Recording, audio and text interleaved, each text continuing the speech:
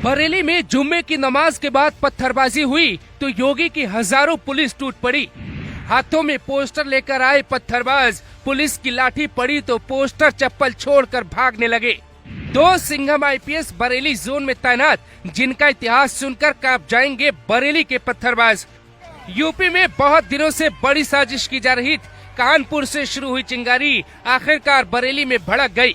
योगी आदित्यनाथ को खुली चुनौती दी गई, उनकी पुलिस पे पत्थरबाजी की गई। ये छोटा लड़का पत्थर उठाता है और पुलिस को दे दनादन मारता है। यहाँ पत्थर उठाने वालों की उम्र देखिए। जुमे की नमाज के बाद पुलिस को ज्ञापन देने पहुंची भीड़ ने अचानक हमला बोल दिया। हालात ऐसे हो गए लगा संभल की तरह कईयों की जान चली जाएगी। मौलाना तौकीर रजा के कहने पर ये भीड़ आई थी। जुम्मे की नमाज के बाद पर एक जगह सब जुटे। आई लव मोहब्बत के नाम पर प्रदर्शन की कोशिश की गई। उसको रोकने का प्रयास यूपी पुलिस करती, लेकिन इसी बीच भीड़ से पत्थरबाजी शुरू हो जाती। भीड़ इस्लामिया ग्राउंड जाने पर अड़ी थी, जहां मौलाना तौकीर रजा को प्रदर्शन करना था, पर पुलिस इन्हें रोक रही थी। नतीजा कई लड़कों ने पुलिस पे ही पत्थर चला दिए। पुलिस ने आंसू गैस के गोले छोड़कर भीड़ हटाई, लाठियां बरसाई, तब जाकर मामला काबू में आया। लेकिन सवाल है, बरेली में इस बवाल के पीछे किसकी नफरती चाल है? इस प्रदर्शन के पहले मौलाना तौकीर रजा धमकी देता है कि भारत का मुसलमान सड़कों पर उतरेगा तो क्या होगा। जिस दिन मुसलमान नियंत्रण से बाहर हुए, हालात हिंदुस्तान में बेहद गंभीर हो जाएंगे। नेपाल से ज्यादा आक्रोश भारत की जनता में सरकार के प्रति पनप रहा है। तौकीर रजा सीधे पंगा योगी आदित्यनाथ से ले रहे और ये लंबे वक्त से कर रहे। हालात बिगड़ चुके थे, पर प्रशासन ने तैयारियां पहले ही कर ली थी।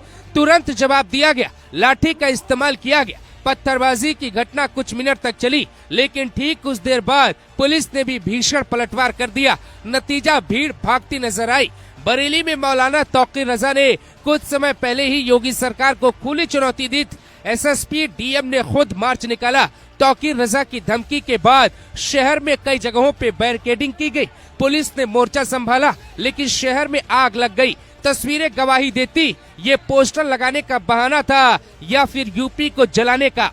तौकीर रजा का कल एक वीडियो वायरल होता है, जिसमें दावा किया गया कि अब प्रदर्शन नहीं किया जाएगा, लेकिन जुमे वाले दिन प्रदर्शन हो जाता है। उग्र होते ही योगी की पुलिस ने पिटाई शुरू कर दी। लेकिन सवाल ये है, आई लव मोहम्मद के पोस्टर के नाम पर देश के अलग अलग हिस्सों में युवाओं को कौन भड़का रहा है? गुजरात के गोधरा में भीड़ ने थाना घेर लिया।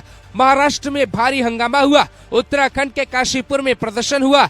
अब बरेली में हंगामा मचा है। कानपुर की चिंगारी बरेली तक पहुंची। घूम फिर के बात योगी की कुर्सी तक क्यों पहुंच रही?